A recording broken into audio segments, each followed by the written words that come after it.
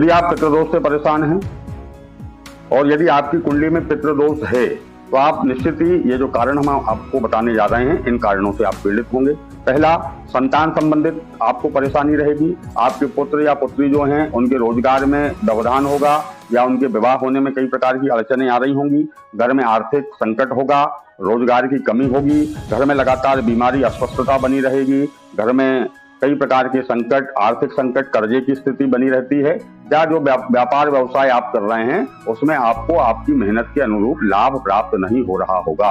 यदि इस प्रकार की किसी स्थिति का आप सामना कर रहे हैं तो निश्चित ही आप पितृदोष से पीड़ित हैं। कहीं ना कहीं पितृदोष आपके जीवन में परेशानी उत्पन्न कर रहा है। तो साधारणतः इसके जो उपाय हैं, यह 16 दिन जो है पितृपक्ष या श्राद्ध पक्ष कहा गया है, इसमें हमको हमारे पितरों की आत्म शांति के लिए श्राद्ध करना चाहिए, तर्पण करना चाहिए, होम हवन करना चाहिए, ब्राह्मणों को भोजन कराना चाहिए, गाय को, कुत्ते को, कौवे को, चींटी को और जो अतिथि की बलि ऐसी पंचबलि कही गई है वह पंचबलि हमको देना चाहिए। इसके अतिरिक्त पितृदोष शांति के जो विशेष उपाय हमारे शास्त्रों में बताए गए हैं उनकी भी हम चर्चा करते हैं।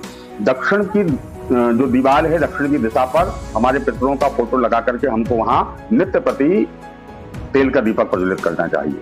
नंबर दूसरा, जो हमारे घर की दक्षिण दिशा है और दक्षिण दिशा में हमको पितरों के निमित्त सायंकाल प्रतिदिन तेल का दीपक लगाना चाहिए। पीपल की पूजन करें।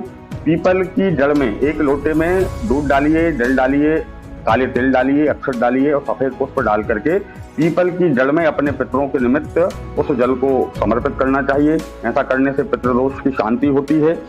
पीपल की परिक्रमा लगाना चाहिए। भगवान विष्णु का पूजन करने से, भगवान विष्णु का अर्चन करने से, भगवान विष्णु के विष्णु सहस्त्र नाम का पाठ करने से या श्रीमद् भागवत का मूल पाठ कराने से भी पितृदोष की शांति होती है। इसके अतिरिक्त जो हमारे शास्त्रों में नारायण बलि की विधि बताई गई है, त्रिपिंडी श्राद्ध की विधि बताई गई है, श्राद्ध, पिंडदान, तर्पण इत्यादि के जो विधान कहे गए हैं उन विधान को हमको करना चाहिए और पितृ गायत्री का हमको जप करना चाहिए। यदि इस प्रकार से हम हमारे पितरों की संतुष्टि के लिए, आत्म शांति के लिए प्रयोग करते हैं, कार्य करते हैं और जब पितरों को संतुष्टि की प्राप्ति होती है वे उत्तम लोकों की ओर जाते हैं तो हमारा पितृदोष समाप्त होता है। हमारे जीवन में सुख, शांति, समृद्धि, उन्नति की प्राप्ति होती है। हमारे जीवन में जो भी संकट है, आपत्ति है, विपत्ति, वे सब दूर होते हैं।